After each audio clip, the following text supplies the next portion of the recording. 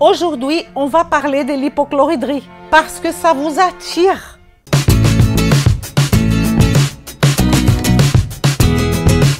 Vem comigo! Bom dia, boa tarde, boa noite, bonjour, bonsoir.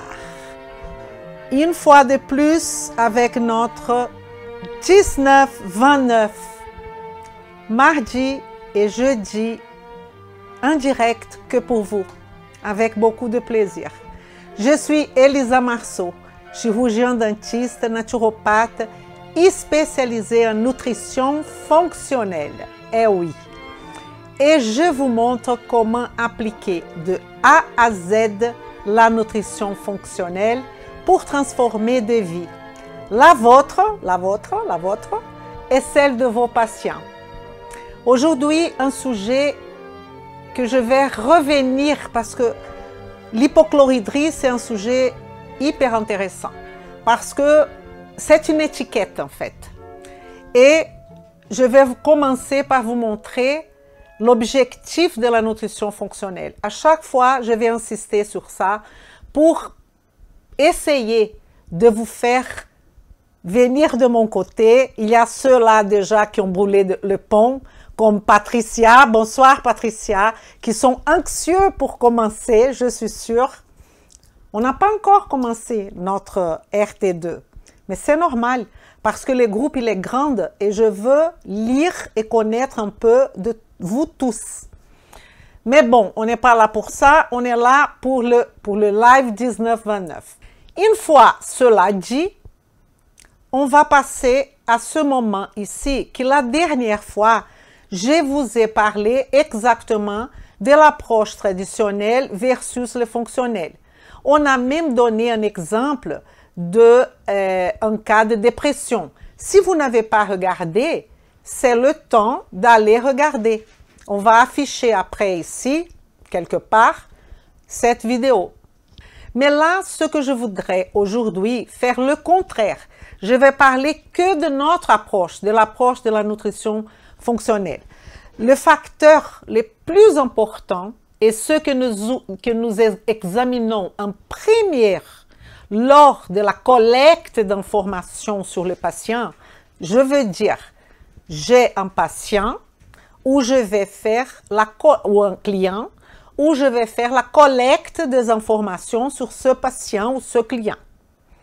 Qu'est-ce que je vais collecter en premier? Ce sont les facteurs fondamentaux de mode de vie.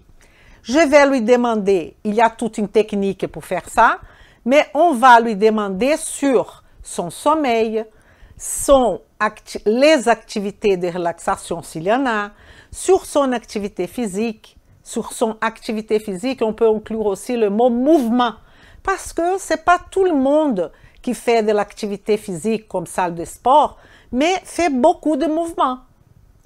Il y a des personnes qui travaillent en train de faire de mouvements du matin au soir. Ça, c'est quand même une activité physique. On va demander sur son alimentation, sur son hydratation, sur le stress, sur sa capacité de résilience, sur son rapport avec le travail, son rapport avec sa famille, son rapport avec la nature. Évidemment, ce qui est important, c'est qu'on ne va pas poser des questions aux gens comme ça. Quel est votre rapport avec votre famille? C'est complètement stupide, ce type de questions. On va apprendre à poser des bonnes questions pour avoir de bonnes réponses. Quelles sont les bonnes réponses? Ce sont des réponses qui vont nous permettre vous voyez bien que dans ce schéma-là, ce schéma, c'est l'arbre de la médecine fonctionnelle. Ce n'est pas moi qui ai créé ça, mais la médecine fonctionnelle, elle a cette approche-là. Donc, elle va partir du sol. Elle va partir effectivement de la partie la plus, on imagine l'arbre. Donc, on est vraiment au niveau du sol. Les racines et les sols. Alors, tout ce qui est racines, les sols, plutôt le sol, sont ces facteurs qu'on appelle facteurs modifiables. Évidemment, je peux donner des conseils à mon client ou à mon patient sur le sommeil, sur l'activité physique, sur l'alimentation, sur les stress, sur la résilience. Le problème, c'est qu'il y a pas mal de professionnels de naturopathes, de médecins qui donnent le même conseil pour tout le monde en termes d'activité physique, en termes d'alimentation, en termes d'hydratation. Et c'est là la problématique, parce qu'on est dans une biochimie personnalisée. Donc, ça, c'est la première chose qu'on va faire. Après, on va partir pour les racines qui sont à leur tour des facteurs prédisposants et spécifiques.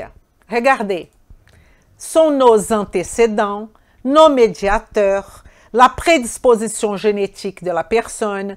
Tout ça vient après. Ça, c'est un facteur qu'on appelle des facteurs prédisposants et spécifiques. Les antécédents, les événements qui ont eu avec cette personne, qui sont les déclencheurs, et les processus physiologiques en cours, qui sont le médiateur. Donc, tout ça peut entraîner des déséquilibres au niveau du tronc. Les troncs sont les signes et les symptômes. Normalement, qu'est-ce que les gens font? Ils prennent les signes et symptômes et ils se perdent. La personne, elle a tous les signes et les symptômes au monde. Et il se perd. Donc, qu'est-ce que vous allez travailler? Vous allez commencer par la base, qui c'est le timeline, où on va poser des questions. Et c'est aussi notre questionnaire en nutrition fonctionnelle. On fait le questionnaire, on fait le timeline, ça s'appelle flou clinique. Flou clinique, c'est du premier moment que vous connaissez le patient, qu'est-ce qui va se passer? Flou clinique, premier moment, je vais lui poser des questions au travers de notre questionnaire. Deuxième moment, je vais faire la timeline qui c'est, entre guillemets, l'anamnèse du patient. Et dans cette anamnèse, je pose toutes les questions au monde. Et là, j'aurai le tronc qui sont les signes et symptômes. Vous comprenez la beauté de la construction? C'est vraiment beau. Il y a tout un sens. C'est tout a un programme. Vous n'êtes pas perdu. Et là, vous pouvez être n'importe quel professionnel de santé, vous allez suivre le même pas. OK? Et là, qu'est-ce qui va se passer? On aura des déséquilibres, ce signe et symptômes, au niveau de plusieurs nœuds qu'on appelle le nœud biologique.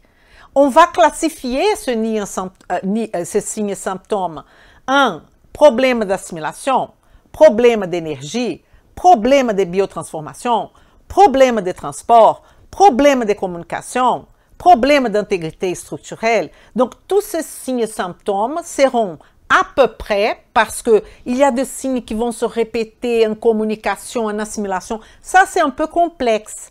Et tout ça va donner une constellation qui c'est le diagnostic des organes qui normalement est faite par le médecin. Le médecin, il va nous donner ces diagnostics. Elle a diabète, elle a hypertension, elle a polyarthrite rhumatoïde, elle a fibromyalgie, elle a, je sais pas, elle est bipolaire. Là, qu'est-ce que se passe normalement? Pour que vous compreniez bien la situation, c'est que la médecine, elle s'occupe, la médecine traditionnelle, elle s'occupe des feuilles qui sont là-haut. Mais le problème, c'est que la cause de ces feuilles qui sont là-haut, elle est en bas, dans les racines, elle est en bas, dans le sol. Donc, notre objectif, c'est, pour vous qui sont dans la roue de la transformation, c'est de, là je parle de la roue de la transformation, c'est de travailler tout ça jusqu'en haut. Mais on ne va pas étudier les maladies comme par exemple, on va étudier le diabète à partir du moment qu'on peut intervenir avec nos sols, avec nos racines. Donc, n'importe la feuille de votre spécialité, ah, je suis spécialiste en douleur lombaire, ça c'est la feuille. Ah, je suis spécialiste en problème rénal, c'est la feuille. Ah, je suis spécialiste en dépression, tristesse, perte de poids, Tout ça, c'est feuille. Vous comprenez? Ah, je vais étudier l'hypochloridrie. Hypochloridrie, c'est déjà feuille. Et nous, on va partir de la base. Parce que c'est pas moi qui dis. Il y a des médecins dans le monde qui sont des médecins fonctionnels. Je parle de médecins qui sont fonctionnels et qui vont travailler cette base et qui, au final, ils vont jamais arriver à traiter effectivement les feuilles en tant que feuilles. Ils n'ont plus besoin de donner autant et parfois aucun médicament. Ça, c'est ça que je voudrais vous montrer. Alors, la nutrition fonctionnelle, elle vous invite, je parle pas que de la médecine. La médecine fonctionnelle, c'est que quand on arrive aux feuilles, qu'on a tout essayé et qu'il y a besoin d'un médicament, ils vont donner. Mais nous, on ne peut pas. Donc, nous, on va jusqu'à la feuille, mais s'il faut donner un médicament, ben, on va dire à ce patient qu'il faut aller à un médecin fonctionnel pour donner le médicament. Et là, le médecin fonctionnel, il ne va pas détruire tout notre travail. Il va tout simplement donner une continuité au niveau médicament, mais on va partager ce patient. C'est ça l'idéal. L'étiologie doit être au premier plan. En parlant comme ça paraît très simple. Mais donc, chercher l'étiologie, c'est pas chercher aveuglement, sans savoir, oui, mais bon, je commence par où, je fais quoi. Il y a des étapes à suivre, qu'on va suivre ensemble dans notre formation.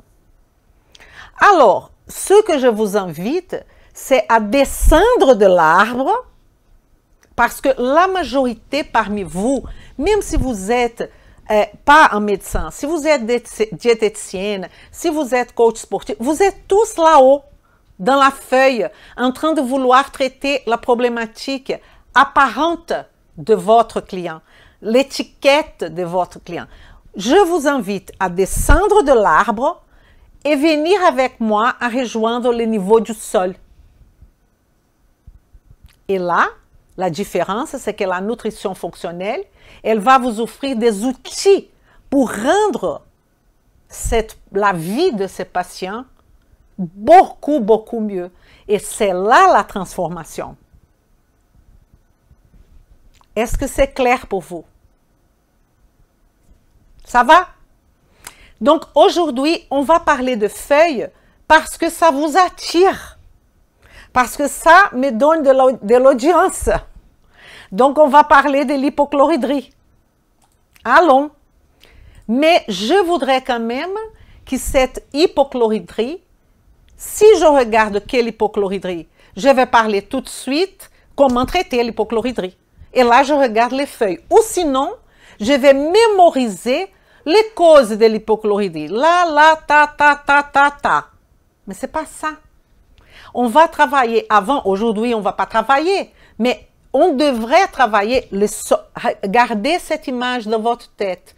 Le sol, les racines, les troncs. On a quoi dans le tronc? On a les signes et les symptômes. Et après, les feuilles. Ne traitez pas les feuilles. Je vais faire cette approche fonctionnelle de l'hypochloridrie. Pour une approche fonctionnelle, je vous ai dit, je voudrais que vous avez dans votre tête, si possible, on a maintenant la communauté 19-29. Faites un petit dessin et mettez dans la communauté 19-29.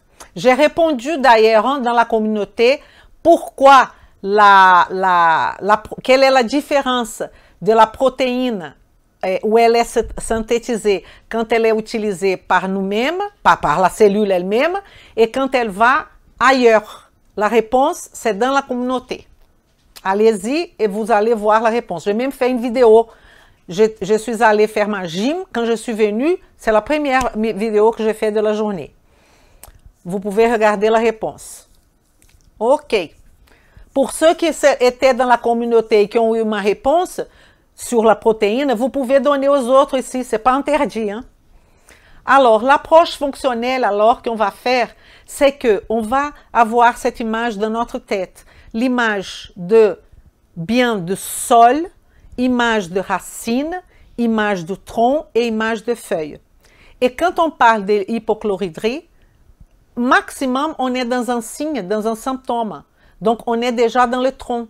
Mais aujourd'hui, je vais vous montrer que pour parler de hypochloridrie, donc là, vous allez apprendre avec moi, mes élèves YouTube, mes élèves Instagram, vous allez apprendre que pour connaître l'hypochloridrie, vous avez besoin déjà de connaître les structures d'une crypte gastrique, n'est-ce pas? Donc, je vous ai mis une fois de plus une résumé. Résumé, ça ne sert à rien. Résumé, c'est apprentissage passif. Est-ce que vous pouvez me dire à quoi sert chaque cellule, où elles sont localisées et faire le rapport des unes avec les autres? Parce que là, regardez, c'est très intéressant cette photo, parce que vous allez voir ici, on a gobelet, les cellules des gobelets. Pourquoi les cellules des gobelets sont bien en haut? Parce que c'est la cellule qui va faire la protection des autres cellules. Et donc, c'est la cellule qu'on appelle les cellules à mucus.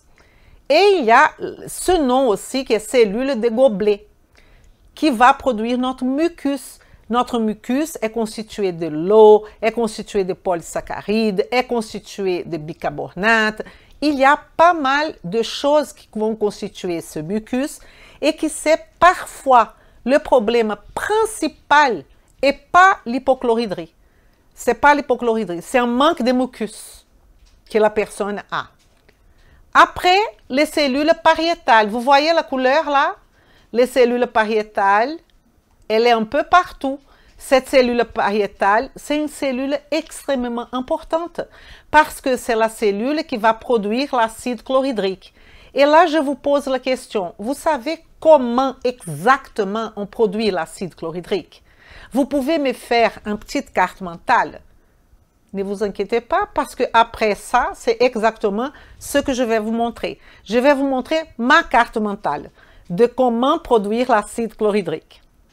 C'est fondamental. Comment, si vous êtes dans le rapport avec l'humain, si vous avez des problèmes à ce niveau-là, votre patient va vous lâcher si vous êtes coach sportif, va vous lâcher si vous êtes naturopathe, va vous lâcher si vous êtes n'importe, même ostéopathe. Si vous ne savez pas donner un diagnostic nutritionnel, nous ne pouvons pas donner un médicament. Et si on peut, il faut avoir la conscience que les médicaments sont les feuilles. Ce n'est pas le moment de donner de médicaments. C'est pour ça que la nutrition fonctionnelle, elle a une solution beaucoup plus pérenne et beaucoup plus stable que le médicament. Et la prochaine fois, jeudi, je vais à mon tableau et je vais vous montrer ça. La pérennité du traitement. Pourquoi on a plus de succès avec les clients ou avec le patient quand on utilise la nutrition fonctionnelle. Là, on a après les cellules, c'est écrit en anglais, chief cells, qui sont les cellules principales, responsables pour la libération, la production de pepsinogènes. Pepsinogène, c'est un précurseur d'une protéase, d'une enzyme, qui est la pepsine, qui va agir sur certains acides aminés. Les acides aminés aromatiques. Ah, mais je ne sais pas qu'est-ce que c'est acide aminé aromatique. Voilà ce qui fait partie de la connaissance dans l'Académie Marceau. Un exemple. Ça aussi.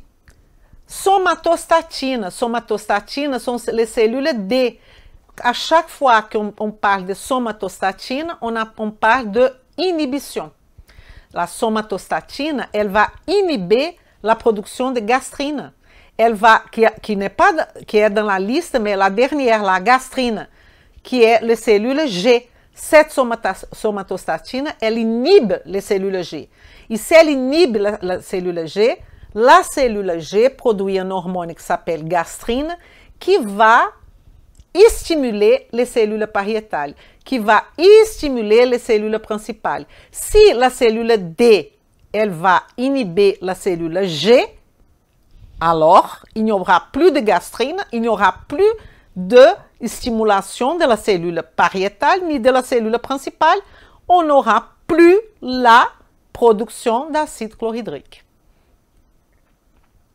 Est-ce que c'est clair pour vous? Ça, je suis en train de parler d'une crypte gastrique qui fait partie de l'estomac. C'est la partie, je parle de comment l'estomac il est structuré. Plusieurs cryptes. OK? Maintenant, on est là. La synthèse de l'acide chlorhydrique. Je voudrais quand même que vous fassiez énormément d'attention. Et si possible, j'attends avec beaucoup d'impatience votre carte mentale que vous allez mettre pour moi dans la communauté 19-29. Vous allez faire votre carte mentale. Vous faites de préférence, vous faites une photo. Faites une photo comme ça parce que le format de Facebook, c'est comme ça. Ne faites pas un format rectangulaire comme ça. Faites un format rectangulaire qui rentre bien dans le Facebook.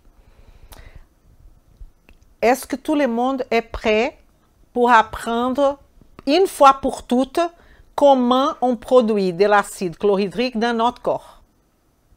Attends. Comment savoir s'il y a un manque de mucus et non de... Bah, attendez. C'est pas le moment. Eh oui. Le fameux mucus, il va falloir le reconstituer en utilisant la oui de la nutrition. Il va falloir supplémenter pour reconstituer le mucus. Tout le monde est prêt? OK. Révision. Imaginez l'estomac. Imaginez les cellules pariétales. Les cellules pariétales, normalement, on met comme c'était un E là d'Elisa, vous voyez un E? Les cellules pariétales elles sont normalement représentées par ce E. Vous voyez ici, ici c'est la gastrine. Cette gastrine qui est produite par la cellule G qui est là au fond de la crypte, elle rentre dans la circulation sanguine et elle va venir ici parce qu'il y a ici un récepteur pour la gastrine.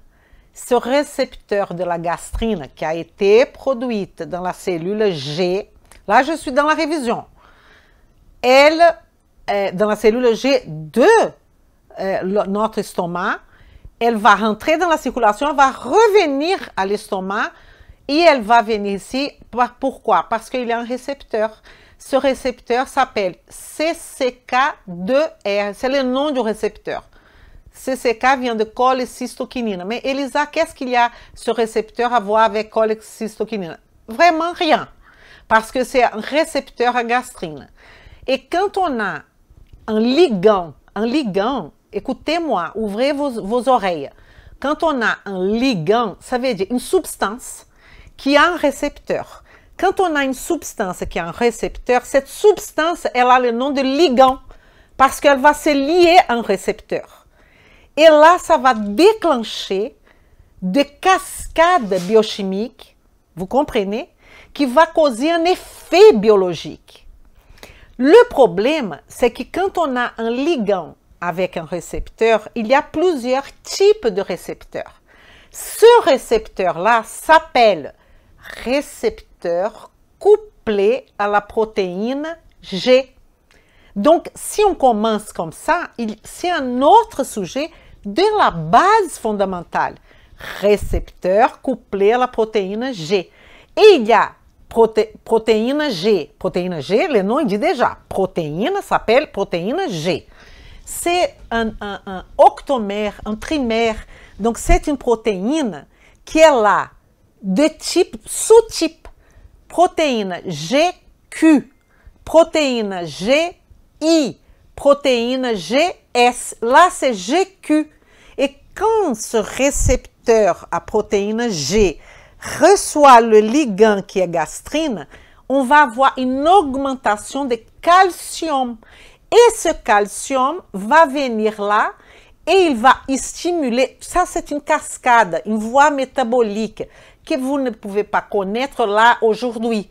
Mais vous avez déjà compris qu'il y a un ligand, qu'il y a un récepteur, que ce récepteur s'appelle récepteur couplé à la protéine G dans la membrane de la cellule pariétale, qui va déclencher une augmentation de calcium, que cette augmentation de calcium va causer un effet biologique. Laisse comme ça. Laisse comme ça. Cet effet biologique, c'est de promouvoir un proton, le H+, qui va sortir. Mais là, vous allez me dire, Elisa, mais proton, mais d'où vient ce proton? Un proton. Donc, il ne faut pas que vous acceptiez quand les gens vous expliquent les choses. Comme ça, il y a un proton qui va sortir et vous demandez jamais, mais professeur, d'où vient le proton? Il va falloir qu'il vous explique. Parce que sinon, c'est très facile. On mémorise qu'il y a un proton qui va sortir. Et ça veut dire quoi, ça? Je vais vous expliquer. Premier pas. Deuxième pas. La même gastrine qui était là-haut, la même, elle a aussi un récepteur ici qui va déclencher aussi, récepteur couplé à la protéine GQ, qui va augmenter aussi en calcium, sauf que il y a un récepteur de la cellule pariétale pour la gastrine et il y a un récepteur pour la cellule principale pour la gastrine. Et c'est pour ça que gastrine, c'est une hormone qui a été produite, je répète, hein, qui a été produite au niveau des cellules G dans notre estomac, qui est sortie, rentrée dans la circulation. Et comme il y avait un récepteur de la cellule pariétale a dit « je prends cette gastrine ». Et la cellule principale « je prends cette gastrine ». Et là, ce calcium va promouvoir une sortie de cette vésicule. La cellule principale, elle est formée par plusieurs vésicules riches en pepsinogène. Et ce pepsinogène sera à partir du moment que la gastrine est venue là, il a stimulé la libération du calcium, le calcium va stimuler la libération de cette vésicule, là-haut, un pepsinogène, qui est inactif et qui va devenir pepsine si et seulement si on a la présence de l'acide chlorhydrique. Mais pour l'instant, je n'ai pas expliqué comment on va produire l'acide chlorhydrique parce que je voudrais que vous aurez une explication complète parce que dans votre tête peut-être vous êtes en train de dire « Elisa, mais qu'est-ce qui a fait la gastrine venir là ?»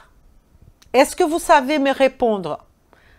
Comment la gastrine a été sécrétée par les cellules G? Pourquoi elle a été sécrétée? C'est ma question. Dites-moi. Je vais noter et après, on va voir si vous avez compris. Gastrine a été sécrétée.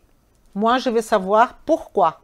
Pourquoi elle est venue là pour stimuler la cellule pariétale à stimuler, parce que la cellule pariétale qui va produire cette fameuse acide chlorhydrique. Je veux savoir pourquoi. Par les bols alimentaires, c'est une bonne raison, mais je voudrais quelque chose de plus précis. Qu'est-ce qui fait les bols alimentaires? Passage du bol dans l'antre. Non. Non, Estelle. Non. Estelle, le bol alimentaire n'est pas encore au niveau du duodénum. Nous sommes qu'au niveau de l'estomac. La production d'acide, c'est pour ça que c'est important votre participation. C'est pour ça que c'est important. Le passage du bol dans l'antre, il y a déjà eu l'action de l'acide chlorhydrique. C'est pas ça. Oui, mais il y a la chyme. Vous avez rien dit. Quelle chyme? La chyme, c'est quoi la chyme? C'est le bol alimentaire avec... C'est le bol alimentaire, ok? avec l'acide chlorhydrique. Ça, c'est la chyme. Donc, ma question est, si la chyme, c'est bol alimentaire avec acide chlorhydrique, l'acide chlorhydrique a été déjà sécrété. Je veux savoir pourquoi, par stimulation du système neurovégétatif, plus, je veux plus, Soumeya. Quel système neurovégétatif? De quoi vous parlez? Soyez clair. Non, Patricia, non.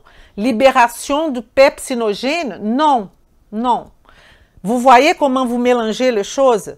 La situation, on va refaire. Parce que si j'ai aujourd'hui que ça, c'est pas grave. On continue jeudi. D'accord? Il faut que vous compreniez les choses. Ça ne sert à rien de faire nerf vague. Nerf vague quoi? Acétylcholine. Oui, oui, oui. C'est bien. Donc là, je vais profiter de Soumeya. Qu'est-ce qui va se passer? Mais pourquoi il y a eu stimulation du nerf vague? Donc en fait, on va commencer du commencement. Ça veut dire que déjà, j'ai eu ma phase céphalique. J'ai vu la nourriture, j'ai pensé à la nourriture, j'ai senti la nourriture. Cette information va au niveau du cortex, qui va au niveau de l'hypothalamus, qui va jusqu'à mon noyau dorsal du vague, qui va effectivement aller là où est la cellule G de mon estomac, et elle va, parce qu'il y a aussi l'ésophage, tout ça est stimulé par cette innervation du vague. Parasympathique, n'est-ce pas? Qui va faire cette innervation, qui va jusqu'à l'estomac, à la cellule G, et qui va, au travers de l'acétylcholine, stimuler la production de gastrine. Mais ce n'est pas que ça. À partir, ça, je parlais de la phase céphalique, mais et la phase gastrique? La distension du bol alimentaire, on va avoir des récepteurs, écoutez-moi, récepteurs qui vont ressentir cette distension parce que vous êtes en train de manger, on est en prandial. On va ressentir cette distension de notre estomac et cette information va au noyau dorsal du vague. Mais cette information, c'est une fibre sensitive qui est une fibre du nerf vague. Donc, c'est une fibre sensitive qui dit, opa, distension, elle va informer là-haut au noyau dorsal du vague qui va revenir avec son action efférente et qui va stimuler avec l'acétylcholine la production de gastrine par la cellule G. Donc, ça, on appelle une communication vago-vagale. Mais ce n'est pas que ça. Parce qu'il y a aussi la submuqueuse du propre estomac qui a un complexe qui s'appelle complexe de Meissner. Il va aussi ressentir tout ça et il va informer à la fibre sensitive du vague qui va là-haut au noyau dorsal du vague pour revenir donner l'information à la cellule G pour produire cette gastrine. La gastrine alors est produite. Elle rentre dans la circulation sanguine et elle revient. Ça, on appelle ça paracrine. Elle sort de la cellule G au niveau antral et elle va là-haut, où est la cellule pariétale et où est la cellule principale pour produire cet effet que je suis en train de vous expliquer. C'est très beau, mais ne apprenez les choses comme ça, en lien tout. Est-ce que tout le monde a bien compris? Parce que dire parasympathique, neurovégétatif, vagovagal, des mots comme ça, ok. Mais je voudrais que vous mettez dans votre carte mentale l'explication. Mais ne regardez nulle part. Je mange un morceau de pain. Vous m'expliquez jusqu'à la synthèse de l'acide chlorhydrique, qu'est-ce qui va se passer? C'est ça que je veux. On est d'accord, tout le monde? On continue. Ça, c'est pour vous situer. Je vais appeler ici, cette partie ici, le lumen de mon estomac. Donc, on a l'estomac. L'estomac, c'est une poche. Là, au milieu de la poche, c'est le lumen de l'estomac. Et on a collé là, on a notre mucus avec les cellules à mucus superficielles, épithélium. Et après, on va voir notre cellule pariétale, notre cellule principale. Tout le monde est d'accord. OK. Regardez bien. Cet dessin-là que j'ai fait, c'est une répétition de cette cellule pariétale. J'ai pris cette cellule pariétale et je l'ai mis ici. Vous voyez le E d'Elisa là-haut. Les mêmes E qu'on a là, on a là. Qu'est-ce que se passe dans la cellule pariétale? C'est une cellule qui travaille beaucoup. Toutes les cellules qui travaillent beaucoup, comme cellule pariétale, comme cellule principale, comme neurones, cellules neuronales, travaillent beaucoup. Comme cellules bêta du pancréas, travaillent beaucoup. Elles ont quantités différentes, mais elles ont, au fur de quantités différentes, mais elles ont beaucoup de mitochondries. Là, c'est une photo de ma cellule pariétale. Ici, évidemment, il y a le noyau que je n'ai pas dessiné. Il y a plusieurs organites, réticule endoplasmique rugueux, ribosome, complexe de Golgi et aussi la mitochondrie. Qu'est-ce qui est l'objectif de cette mitochondrie? La mitochondrie, elle va faire la production d'ATP. La production d'ATP, comment fonctionne une mitochondrie? Plusieurs fonctions à une mitochondrie, c'est dans l'Académie Marceau. Ça fait partie de l'Académie Marceau. Ce n'est pas nutrition, ça. Vous devez connaître n'importe ce que vous allez faire. N'importe. Donc, cette mitochondrie, elle va produire de l'ATP. On est d'accord? Elle va hacher le glucose. Elle va faire la glycolyse dehors, la mitochondrie, dans la cellule. Ici, on va voir dans le cytoplasme de ma cellule pariétale, on va faire la glycolyse. La glycolyse, on va avoir une substance que c'est l'acétyl-CoA qui va rentrer dans la mitochondrie. Et dans la mitochondrie, on va faire le cycle de Krebs. Tout ça, il faut connaître. Ce cycle de Krebs, il fonctionne, il va hacher le glucose et libérer CO2 et de l'eau. Je vous montre. Regardez. CO2 et de l'eau. Quand on a CO2 et de l'eau, une partie de ce CO2 sera libérée dans l'expiration. Parfois, vous avez du mal à voir l'image des choses. Imaginez des millions de mitochondries, beaucoup de cellules, tout le monde en train de faire ça. Et là, on a une enzyme qui s'appelle anhydrase carbonique. Elle va prendre les CO2, elle va prendre de l'eau et elle va former un composé qui s'appelle acide carbonique. Et là, la personne qui connaît la chimie tout court, elle regarde ici, elle voit un hydrogène. Elle voit ici un carbone et un oxygène. Tout de suite, elle sait calculer la valeur du NOx de cette composé et elle sait nommer cette composé. Elle va dire ça, c'est un acide carbonique. Je vais vous apprendre ça. Ça fait partie de la base fondamentale. OK? Tout ce que j'ai dit base fondamentale, c'est l'Académie Marceau. Tout ce que est nutrition, c'est la RT2. Pour que ce soit clair pour vous. Sauf que la base fondamentale, si vous êtes professionnel de santé, vous avez l'obligation de connaître. La RT2, je vais guider. OK? On a alors l'acide carbonique. Problème, l'acide carbonique dans notre corps, dans cette cellule, il est instable. Il ne reste pas, il y a une explication chimique pour ça, mais il ne reste pas tranquille. Il va se dissocier. Il va se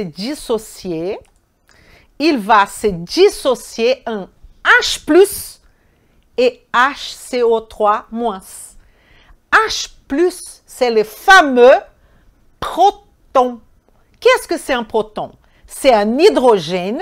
S'il est positif, pour ceux qui ne connaissent pas, les fameux protons, comme a dit Laurence. Qu'est-ce que c'est un proton? Un proton, c'est l'hydrogène qui, normalement, il a un électron. Si vous regardez les tableaux de Mendeleïev, ah, mais je ne connais pas les tableaux de Mendeleïev. Vous avez besoin de base, ok? Mais si vous regardez les tableaux de Mendeleïev, vous allez comprendre que électron, c'est toujours charge négative. Si j'ai un hydrogène qui a un plus, ça veut dire que ce hydrogène a une charge plutôt positive. Ça veut dire qu'il a perdu un électron. Donc, lui, il est à la recherche d'un électron. Donc, on appelle proton parce que, regardez, c'est un atome. Au milieu de cet atome, on a un proton et un électron. Comme on a perdu l'électron, au milieu de l'atome, dans le noyau, il va rester que le proton. Donc, on appelle le hydrogène avec un plus de proton, parce que c'est la seule chose qui a resté. Vous comprenez? Ça, c'est les fameux protons. Donc, proton, c'est caractéristique, c'est marque d'acidité, déjà. Et là, de l'autre côté, on va voir un produit qui s'appelle bicarbonate. Il y a d'autres noms pour ce bicarbonate, mais je ne veux pas vous embrouiller plus. Mais il fallait savoir, Elisa, pourquoi ça s'appelle bicarbonate? Pourquoi? Et pas mémoriser, parce qu'au fur et à mesure que vous allez connaître la chimie je parle, hein, chimie pure, vous allez devenir passionné. C'est pas mémoriser la chimie, c'est comprendre la chimie. Je suis en train de vous donner un cours de chimie là. Et là, vous avez les bicarbonates avec mon proton. Et qu'est-ce qui va se passer alors? Ce bicarbonate, il y aura un destin. Il va sortir de cette... vous comprenez qu'il y a beaucoup de formations de bicarbonate parce qu'il y a beaucoup de mitochondries. Donc, il y a beaucoup de protons et beaucoup de bicarbonate. Par gradient de concentration, mon bicarbonate va avoir la tendance de sortir. Et il va sortir dans la veine, c'est la veine gastrique. Donc, est-ce que vous comprenez que je suis en train d'enlever des anions? Anions, c'est charge négative. Vous voyez que le bicarbonate, c'est un anion qui est en train de sortir dans ma veine. Il va falloir compenser après tout ça. Mais, à partir du moment que je mets ce bicarbonate dans ma veine gastrique, qu'est-ce qu'on aura? On aura une marée alcaline. Beaucoup de bicarbonate. Ça va informer à mon cerveau qu'il y a une marée alcaline, beaucoup de bicarbonate. Ça va faire que mon cerveau, là-haut, au niveau de l'hypothalamus, et au niveau encore plus haut, ça va contrôler notre métabolisme. Et le métabolisme a une tendance, parce que sinon on va avoir une alcalose. Donc pour compenser, on a une baisse du métabolisme et c'est pour ça qu'on a du sommeil. Est-ce que vous comprenez que tout ça a commencé parce que j'ai mangé un morceau de pain? Donc tout ça, ça vient en période qu'on appelle prandiale. Prandiale, ça veut dire quand on est en train de manger. Et c'est pour ça que quand la personne elle mange trop, vous le savez déjà, elle a un sommeil. Ça veut dire qu'il y a une marée alcaline exagérée. Et quand les gens disent « Ah, mais à chaque fois que je mange un sommeil, vous mangez de trop pour votre corps. » C'est clair. Pour avoir à ce point-là exactement ça, respiration, ouais, cellulaire. Ça, c'est là-haut, au niveau de mitochondries, qu'on va voir cycle de Krebs et respiration cellulaire qui va produire mon CO2 et de l'eau. Exactement. Je n'ai pas dit ça, pardon, c'est vrai. Alors, on a cette marée alcaline. Enfin, qu'est-ce qui va se passer maintenant? Maintenant, comme je vous ai dit, on a cet anion qui est parti, donc il va falloir rééquilibrer. Et qui va rentrer? Le chlore. Le chlore va venir, va rentrer dans la cellule pariétale. Et comme va avoir ici beaucoup de bicarbonate sort, beaucoup de chlore rentre pour compenser. Ce chlore va rentrer et là, il va passer par ce canal à chlore tranquille. Et il va venir le chlore dans la lumière de l'estomac. Donc, d'où vient l'acide chlorhydrique est formé de protons, que je vais vous expliquer qu'est-ce qui va se passer, et de chlore. Le chlore, il va venir dans la lumière intestinale pour faire un mariage avec le proton pour former l'acide chlorhydrique à partir de la mitochondrie de l'anhydrase carbonique qui a produit le bicarbonate, que le bicarbonate est sorti, qui a fait le chlore entrer dans la cellule pariétale et qui a fait sortir dans la lumière de l'estomac. Vous voyez d'où vient ce chlore. Donc là, on est dans la situation du bicarbonate. J'ai résolu ce problème, que ce problème de bicarbonate de chlore. Maintenant, qu'est-ce qu'on a? On a ici une pompe qui s'appelle la pompe proton-potassium ATPase. Quand on dit ATPase, à chaque fois, ça veut dire qu'il va avoir besoin d'ATP. Donc, c'est une pompe active, une pompe qui dépense de l'énergie. Et une pompe qui, s'il y a le mot ATPase, elle est liée à l'hormone T3, à la thyroïde, hormone de la thyroïde. Si vous avez un problème thyroïdien, je suis déjà en train de faire un lien. Vous aurez des problèmes au niveau de toutes les pompes qui ont besoin de la TPase. Vous vous rendez compte? Et c'est pour ça que le métabolisme du corps en hypothyroïdie baisse. Cette pompe, c'est une pompe qui va pomper cette proton qui a été produite au niveau des mitochondries dehors, dans la lumière intestinale. Et va pomper un potassium dedans. Et là, la question est, d'où vient ce potassium? On sait déjà d'où vient le chlore, on sait déjà d'où vient le proton, mais on ne sait pas d'où vient le potassium. Le potassium, toutes les cellules qu'on a dans notre corps, a une pompe sodium-potassium, où va à chaque fois faire sortir 3 sodium et faire entrer 2 potassium.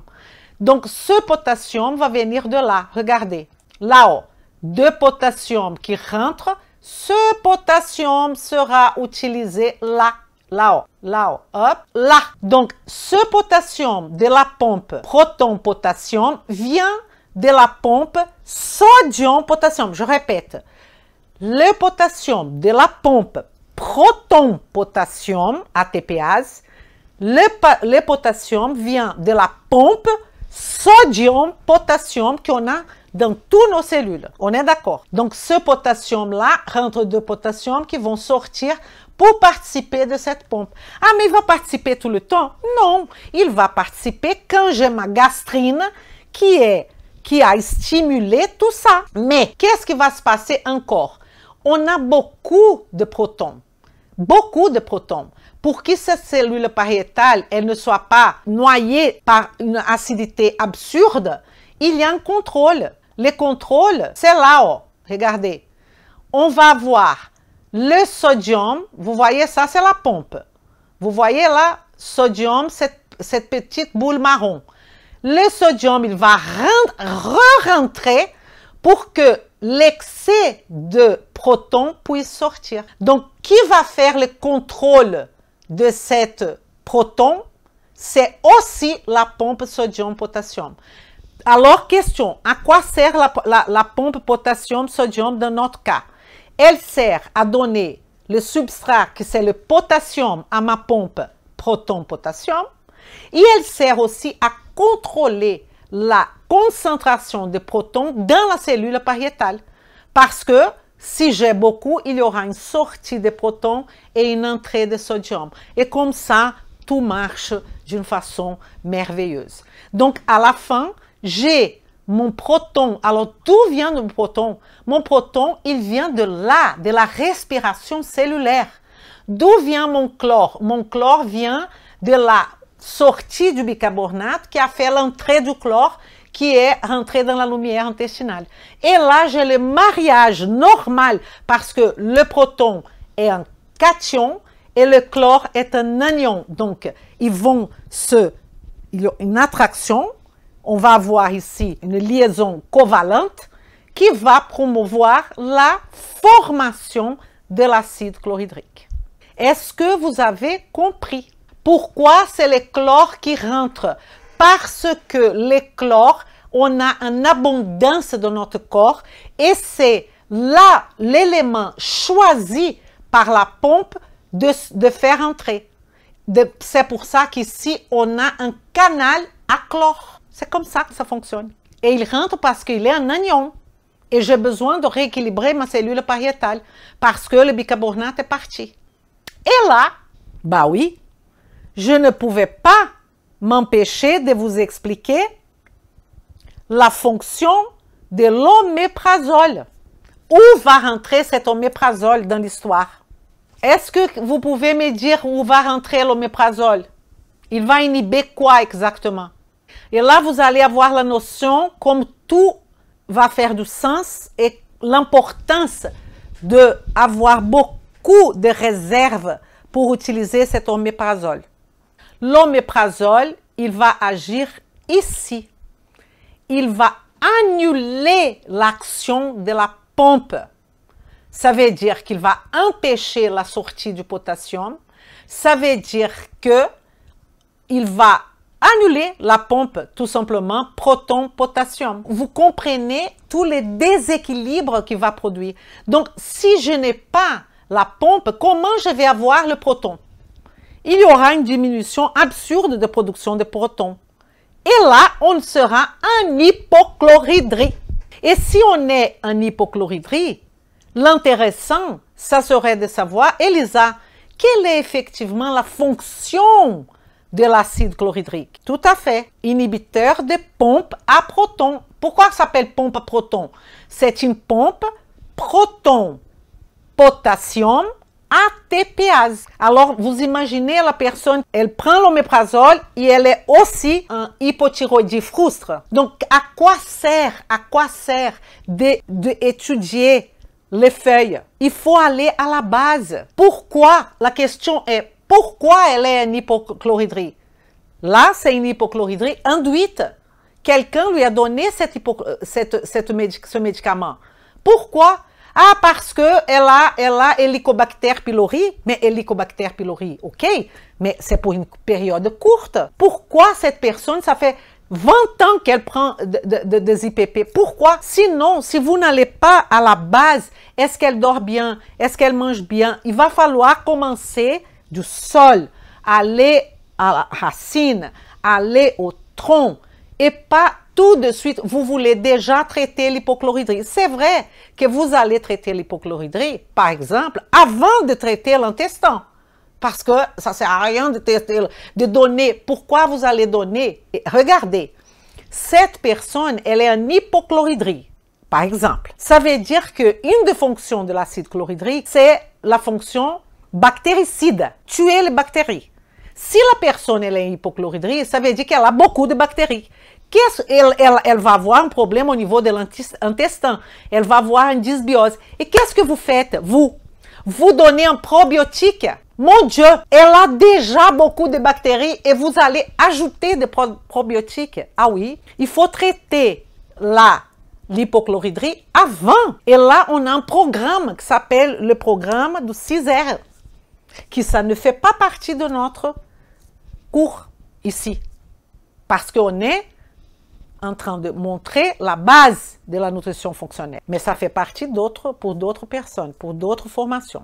Donc, on va arrêter aujourd'hui parce que là, on a l'objectif, c'est pas de vous donner 1 million d'informations. C'est de construire quelque chose avec vous. Vous allez dans la communauté si vous voulez. Si vous ne voulez pas, c'est pas grave.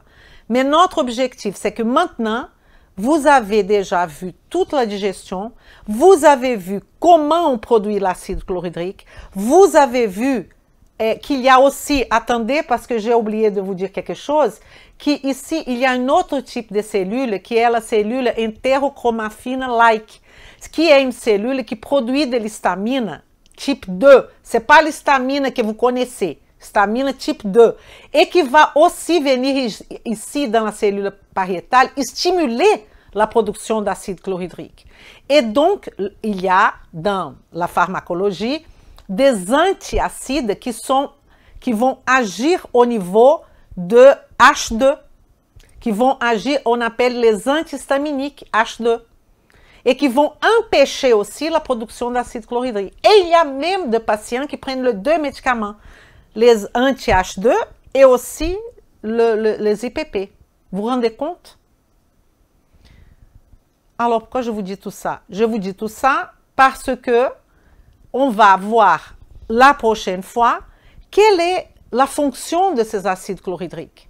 Vous voyez ici, j'ai mis la molécule d'acide chlorhydrique. Il y a un hydrogène lié au chlore. Le chlore, il fait partie de la colonne qu'on appelle des halogènes, colonne 7A ou 17A du tableau de Mendeleïev. Qu'est-ce qu'il y a dans cette colonne? Il y a chlore, il y a fluor, il y a brome, il y a iode. Pourquoi elle me dit ça? Quelle est l'importance de ça? Que le chlore et l'iode sont compétitifs. Les chlore et l'iode vont avoir des compétitions. Et l'iode, c'est un substrat très important pour ma désiodase au niveau thyroïdien. Comment je vais passer de T4 à T3? J'ai besoin d'une désiodase. J'ai besoin aussi de iode. Vous comprenez? Oui, hypochlorhydrie, pH supérieur à 3. C'est bon. Mais on va voir tout ça. Je vous supplie de faire votre propre carte mentale. N'utilisez pas la mienne. Ne copiez pas. Ne faites pas de copier-coller. Vous n'allez pas avancer dans votre profession si vous ne faites pas ça. Faites vous-même votre carte mentale. Faites un cahier de carte mentale. Et après, vous allez mettre des pages. Numéro 1, numéro 2, numéro 3. Et vous mettez par exemple acide chlorhydrique, synthèse. Donc vous mettez acide chlorhydrique, synthèse, page telle. Et vous allez trouver tout de suite. Et l'objectif, c'est quoi? Quand vous regardez cette page-là, vous allez pouvoir expliquer à votre client en utilisant votre carte mentale. L'important, c'est que vous faites ce que je vous dis et ne soyez pas têtus. Il y a des personnes qui sont très, très têtues. Je ne sais pas pourquoi, parce que si ça n'a pas fonctionné jusqu'à maintenant, pourquoi pas m'écouter et peut-être ça va fonctionner. Je vous remercie tous d'être là. Je vous demande de faire un like, s'il vous plaît. Like et surtout de partager. Partagez avec vos copains, avec vos amis qui sont effectivement des professionnels de santé. Parce que normalement, ils ne connaissent pas Elisa Marceau. Ce n'est pas la question d'Elisa Marceau. Ils ne connaissent pas cette perspective d'apprentissage, cette perspective de vraiment aller plus loin. Donc, on continue la prochaine fois. Donc, je vous ai dit que la prochaine fois, j'allais parler de la nutrition, mais je vais faire la deuxième partie. Et si elle est plus courte la prochaine fois, tant mieux. Vous pouvez vous reposer. Et merci. Merci d'être là. Vous ne savez pas comment je suis contente. Vem comigo!